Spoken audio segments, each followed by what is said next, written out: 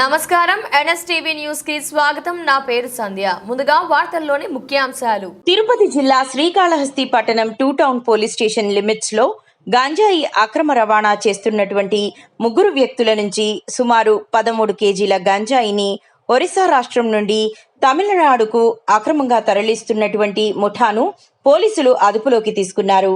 అనంతరం కేసు నమోదు చేసి నిందితులను రిమాండ్కు తరలిస్తున్నట్టు తెలియజేశారు.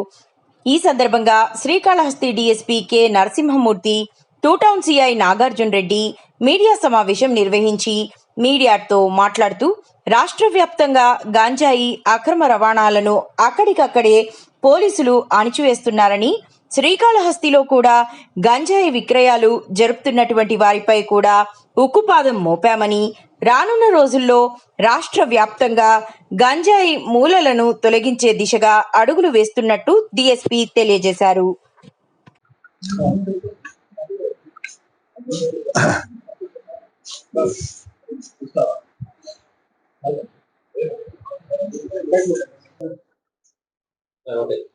ఓకే, మీ అందరికీ తెలుసు, గత కొన్ని మాసాలుగా మొత్తం రాష్ట్ర వ్యాప్తంగా పోలీస్ యంత్రాంగం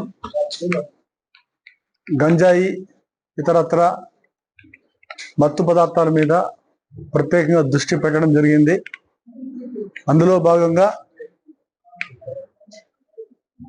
కాళహస్తి సబ్ డివిజన్లో మేము కూడా గంజాయి మత్తు పదార్థాల మీద, సరఫరా చేసే వారి మీద, అమ్మే వాళ్ళ మీద, ప్రోత్సహించే వారి మీద ప్రత్యేక నిఘా పెట్టడం జరిగింది. అందులో భాగంగా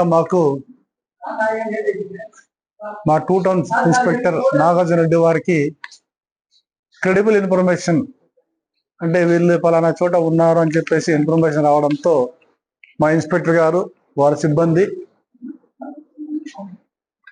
ఎంజిఎం హాస్పిటల్ దగ్గర సర్ప్రైజ్ చేయగా అక్కడ గంజాయి ప్యాకెట్లతో సంచరిస్తున్న ముగ్గురిని అదుపులోకి తీసుకోవడం జరిగింది. వారి పేర్లు మురళి, శ్యామరాజ్, సంజయ్ కుమార్ అను వీరు తమిళనాడు రాష్ట్రం చెన్నై సమీపంలో అంబత్తూరుకు చెందిన వాళ్ళు. వీరి వద్ద నుండి దాదాపు 13 కిలోల గంజాయిని స్వాధీనం చేసుకోవడం జరిగింది. వీరిని విచారిస్తే ఇంకా సురేష్ అనే వ్యక్తి పేరు కూడా బయటపడింది.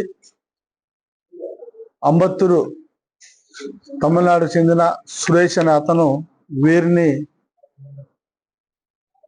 సరఫరా చేయడానికి గాను పెట్టుకొని ఒరిస్సా రాష్ట్రం నుంచి తమిళనాడు రాష్ట్రానికి గంజాయిని తీసుకువెళ్తుండగా మాకు రాబడిన సమాచారం మీద మా ఇన్స్పెక్టర్ గారు వారి సిబ్బంది వారిని అదుపులోకి తీసుకొని వారి వద్ద నుంచి 13 కేజీల గంజాయిని స్వాధీనం చేసుకొని కేసు నమోదు చేయడం, ఇంట్రాగేట్ చేయడం జరిగింది. వారు ఎన్డీపీఎస్ యాక్ట్ కింద నేరం చేశారు కాబట్టి వారిని అరెస్ట్ చేయడం, వారిని ఈరోజు రిమాండ్కు పంపడం జరుగుతున్నది. ఈ రోజుతోనే కాకుండా రాబోయే రోజుల్లో కూడా ఈ గంజాయి పైన, మత్తు పదార్థాల పైన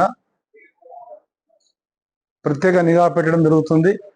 ఎక్కడ కూడా దీని ఆనవాళ్ళు లేకుండా చేయడానికి మా వంతుగా మేము ప్రయత్నం చేస్తున్నాము.